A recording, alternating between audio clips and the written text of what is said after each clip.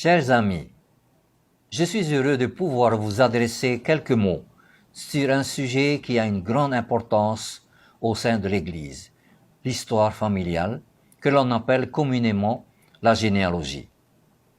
Je suis Victor Hapaïdei et avec mon épouse, Dominique, nous sommes appelés à veiller sur le bon fonctionnement du programme de l'histoire familiale de l'Église de Jésus-Christ des Saints des Derniers Jours, ici en Polynésie. En fait, tout tourne autour de la famille.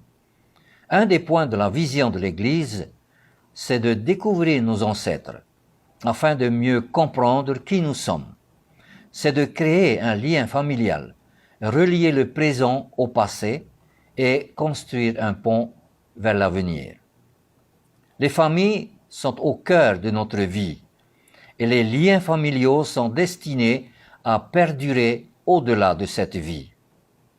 Nous croyons que tous les membres de la famille, les personnes en vie, décédées et celles à venir, partagent un lien éternel qui s'étend à travers les générations.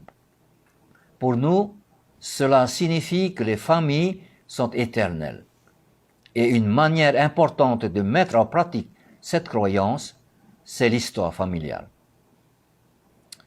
Notre but est simple, aider les personnes à se relier à leurs ancêtres grâce à un accès facile aux documents d'archives. Actuellement, il existe 19 centres d'histoire familiale en Polynésie. Des équipes de bénévoles dévoués, passionnés et enthousiastes y travaillent pour aider les personnes à découvrir leurs ancêtres, à préparer les noms pour les emporter au temple, afin d'accomplir les ordonnances requises. Frères et sœurs, une fois le confinement total levé, vous êtes les bienvenus à visiter ces centres et à rechercher avec nous vos ancêtres et votre famille. Que le Seigneur vous bénisse et vous aide dans vos recherches. Je témoigne que ce programme, ainsi que les messages que vous entendrez aujourd'hui, sont inspirés de Dieu. Au nom de Jésus-Christ. Amen. E hoa herema. Te o ne iau I proparotu I o tau, I te mea I te o e tumu parau fofu arheiro e rutu I te taretia. Te aamu utua whare. Tatatu wat o e parau nung nei e te tua tapapara. O Victor Hapaïdei to I oa, o wau e to uhoa Dominique ua pihia maua, ia hiupoa I te teremait eid a o te e whanhor a no te aamu utua whare a te taretia I tu metia I te whiam o e mumhan hope nei I Porinetia nei. Te utua whare te paru tumurahei o te e whanhor a.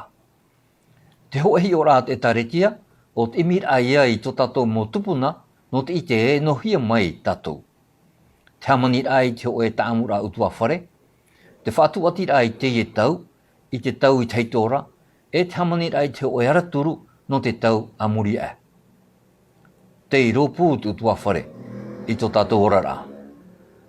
E whātahia te mau taamura utua whare, ia vai e taiatu I o mai I te e orara.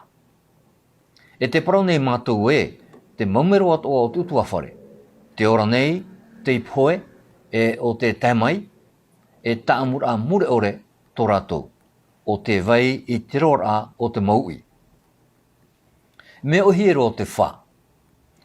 Te tauturu ai I te tata, ia whātuati I rātou I tō rātou mo tupuna, nā rato I te tomora I rato I te mau papa aprau e vaira.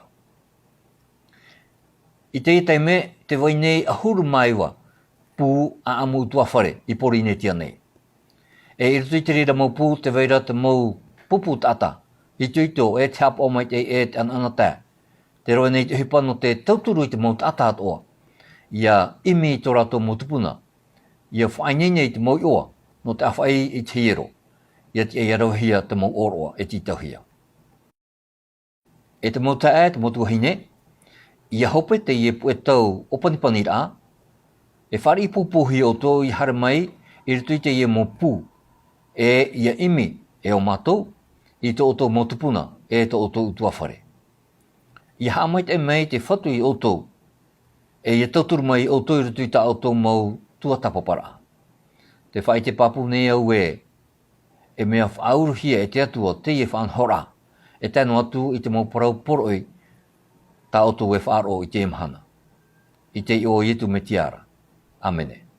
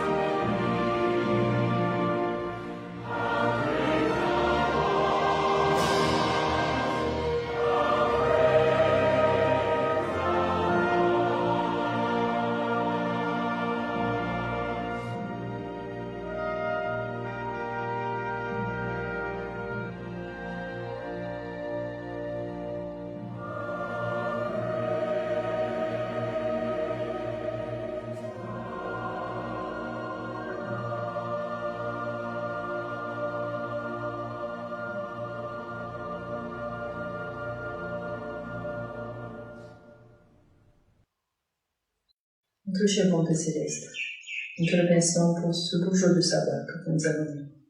Nous te remercions pour les bénédictions que tu nous donnes chaque jour. Père Céleste, nous te remercions pour l'évangile qui a été établi en ces derniers jours. Merci Père Céleste pour le prophète, poussé avec l'accent qui nous guide dans ces derniers jours. Nous te remercions Père Céleste pour la connaissance de l'évangile que nous avons dans notre vie. Nous te remercions aussi pour les dirigeants qui nous guident, qui nous donnent des instructions. Père Céleste, nous te demandons de bénir chacun d'entre nous, que tu puisses bénir les orateurs. Te demandons aussi de bénir ceux qui nous écoutent et qui nous regardent.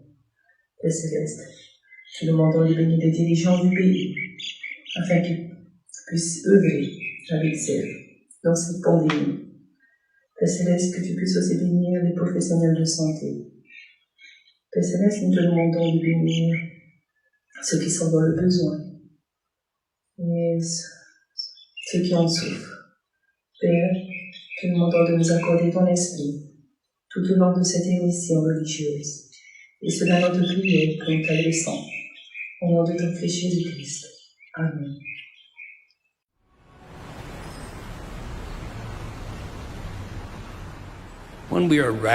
Lorsque nous sommes torturés, déchirés ou tourmentés par la culpabilité ou écrasés par le chagrin, il peut nous guérir.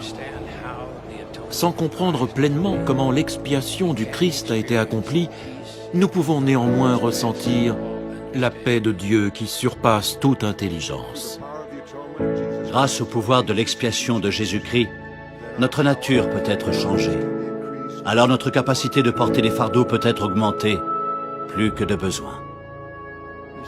Nous nous voyons en termes d'hier et d'aujourd'hui. Notre Père Céleste nous voit en termes d'éternité.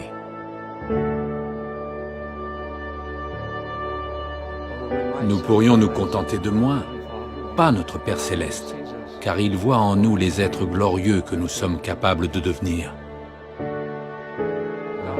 L'évangile de Jésus-Christ est un évangile de transformation. Il nous raffine et fait de nous, hommes et femmes de la terre, des hommes et des femmes pour l'éternité.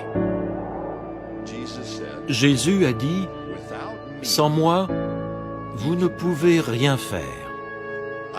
Je témoigne, c'est la pure vérité. »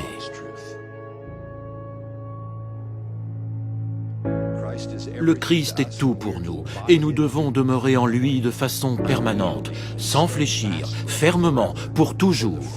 Pour que l'Évangile porte ses fruits et nous bénisse, nous devons rester fermement attachés à lui. Il est Jésus-Christ, le Saint d'Israël, plein de grâce et de miséricorde et de vérité. C'est lui qui vient pour ôter les péchés du monde, de tout homme qui croit avec constance en son nom. Je témoigne de la réalité et de la divinité du Sauveur vivant, qui nous invite à venir à lui et à être transformés.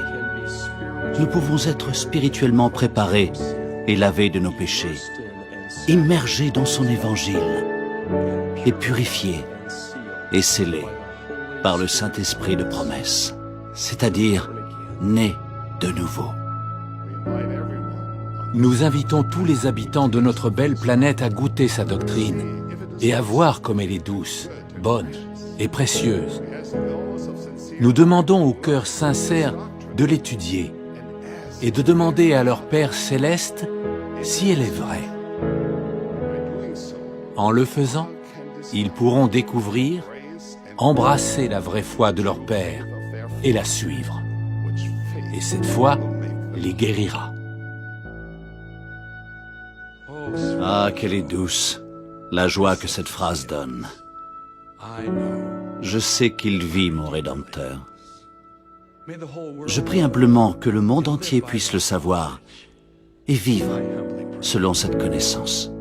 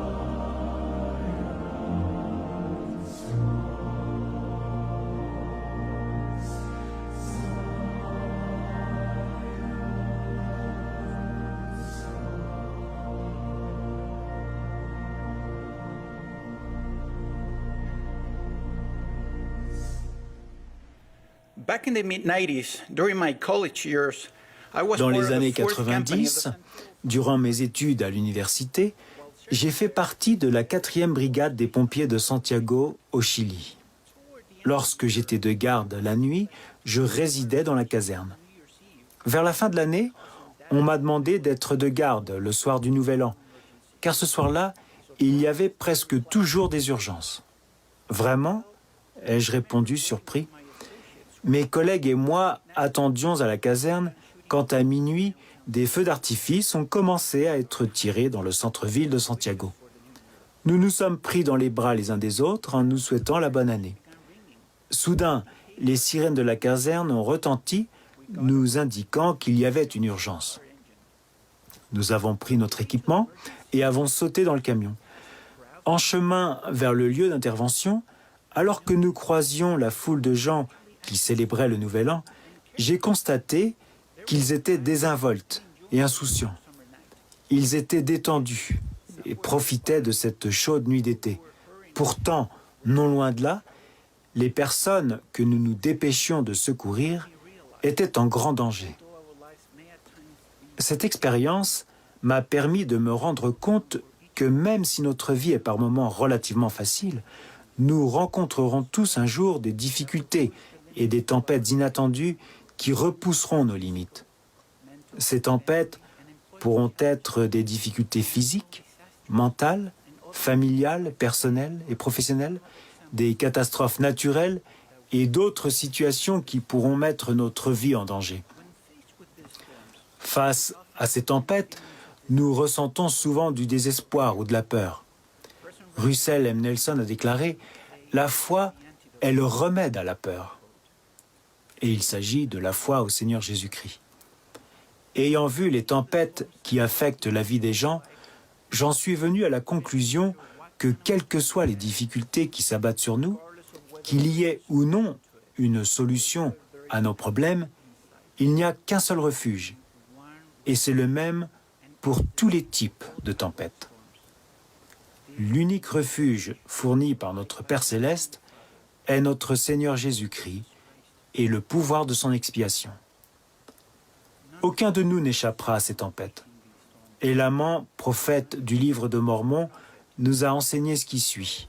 Souvenez-vous que c'est sur le roc de notre Rédempteur qui est le Christ, le Fils de Dieu, que vous devez bâtir votre fondation, afin que lorsque le diable enverra ses vents puissants, oui, ses traits dans le tourbillon, oui, lorsque toute sa grêle et sa puissante tempête s'abattront sur vous, cela n'ait aucun pouvoir sur vous, pour vous entraîner en bas jusqu'au gouffre de misère et de malheur sans fin, à cause du roc sur lequel vous êtes bâti, qui est une fondation sûre, une fondation telle que si les hommes construisent sur elle, ils ne peuvent tomber.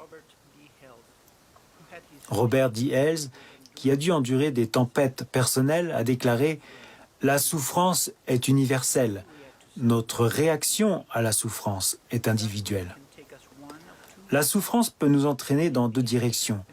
Elle peut être une expérience qui nous fortifie, nous purifie quand nous l'affrontons avec foi, ou elle peut être une force destructrice dans notre vie si nous n'avons pas foi au sacrifice expiatoire du Christ.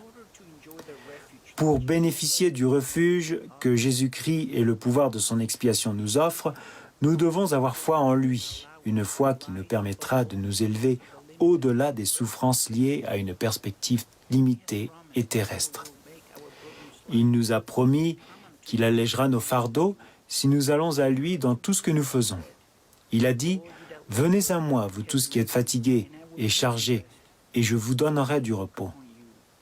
Prenez mon joug sur vous et recevez mes instructions, car je suis doux et humble de cœur, et vous trouverez du repos pour vos âmes. Car mon joug est doux et mon fardeau léger. » Toutes choses m'ont été données par mon Père. Et personne ne connaît le Fils si ce n'est le Père. Personne non plus ne connaît le Père si ce n'est le Fils. Et celui à qui le Fils veut le révéler. Venez à moi, vous tous qui êtes fatigués et chargés, et je vous donnerai du repos. Prenez mon joug sur vous et recevez mes instructions, car je suis doux et humble de cœur. Et vous trouverez du repos pour vos âmes.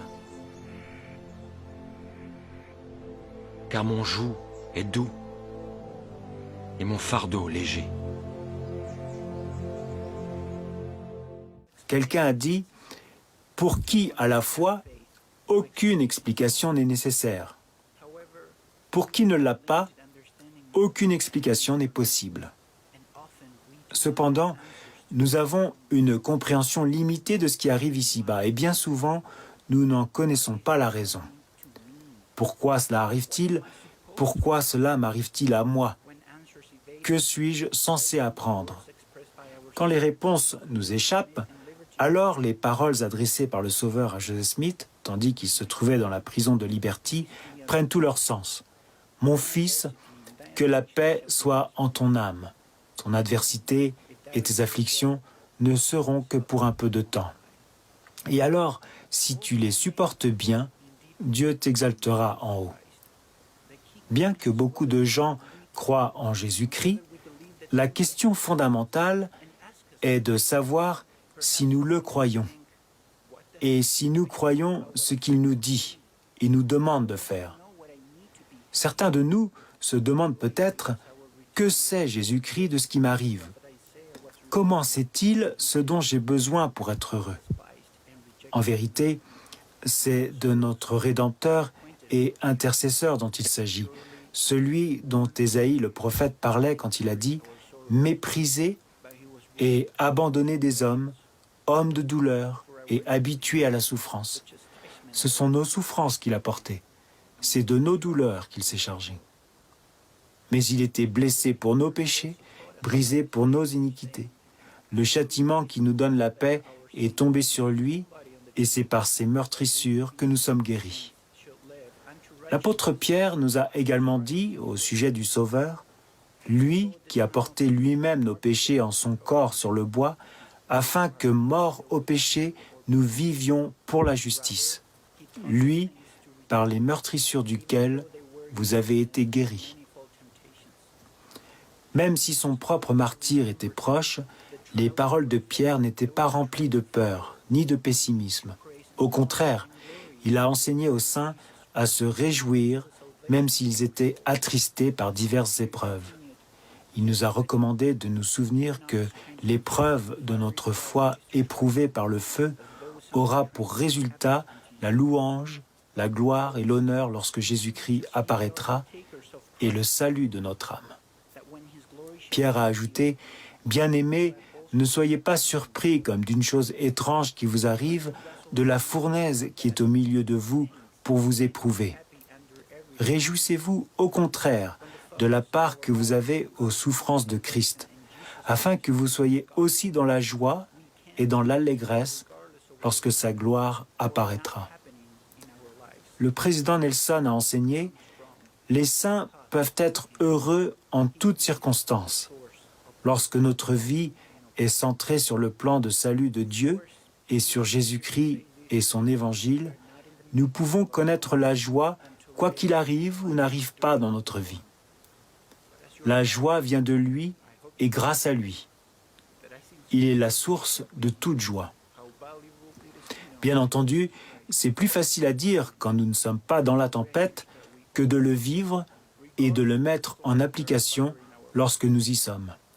Mais moi, votre frère, j'espère que vous pouvez sentir dans mes paroles sincères à quel point il est précieux de savoir que Jésus-Christ et le pouvoir de son expiation constituent le refuge dont nous avons tous besoin, quelles que soient les tempêtes qui soufflent dans notre vie.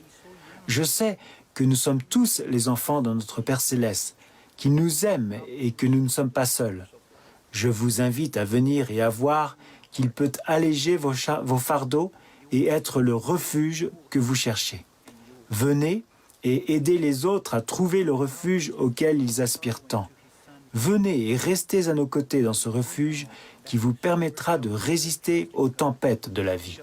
Je sais, sans aucun doute, que si vous venez, alors vous verrez, vous aiderez et vous resterez. Le prophète Alma a témoigné des principes suivants à son fils Élaman. Quiconque place sa confiance en Dieu sera soutenu dans ses épreuves et ses difficultés et ses afflictions, et sera élevé au dernier jour. Le Sauveur lui-même a dit « C'est pourquoi que votre cœur soit consolé, car toute chair est entre mes mains. Soyez calmes et sachez que je suis Dieu. C'est pourquoi ne craignez pas, même pas la mort, car votre joie n'est pas pleine en ce monde, mais elle l'est en moi. » Le cantique « Va, ne crains pas » qui a touché mon cœur à maintes reprises, contient un message de réconfort pour notre âme. En voici les paroles. « Va, ne crains pas, car se rapproche l'heure où près du Père à jamais nous vivrons. Qu'un jour béni la paix en nous demeure, chassant douleur, angoisse et déception. Va, ne crains pas, dans une vie meilleure, bientôt les pleurs, les maux, nous oublierons. » Tandis que nous affrontons les tempêtes de la vie, je sais que si nous donnons le meilleur de nous-mêmes et cherchons refuge en Jésus-Christ et en son expiation, alors nous aurons la bénédiction de recevoir le soulagement, le réconfort, la force, la tempérance et la paix que nous recherchons, ayant au cœur la certitude qu'à la fin de notre épreuve terrestre, nous entendrons le Maître nous dire « C'est bien, bon et fidèle serviteur, entre dans la joie de ton Maître. » Au nom de Jésus-Christ. Amen.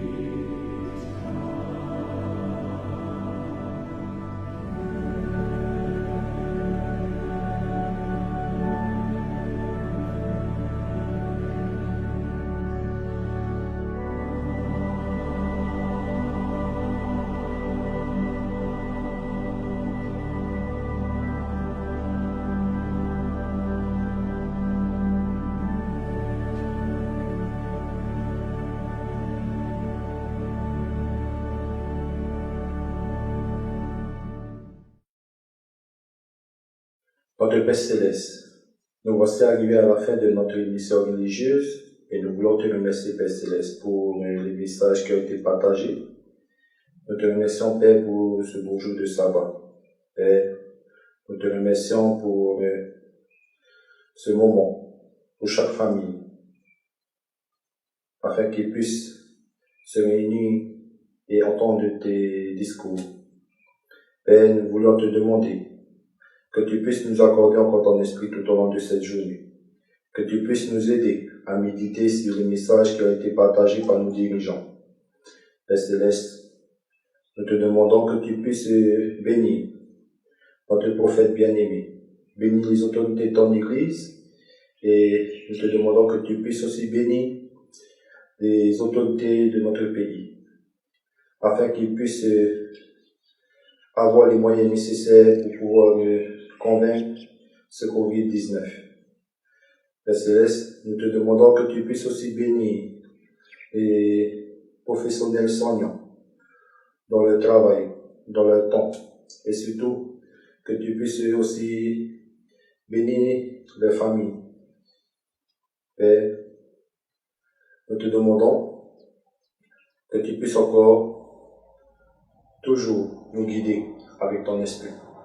Père Céleste, pardonne-nous pour nos fautes et aide-nous à être meilleurs chaque jour. Et c'est là notre humble prière que nous t'adressons, en te disant que nous t'aimons et que ta volonté soit faite. Au nom de Jésus-Christ. Amen.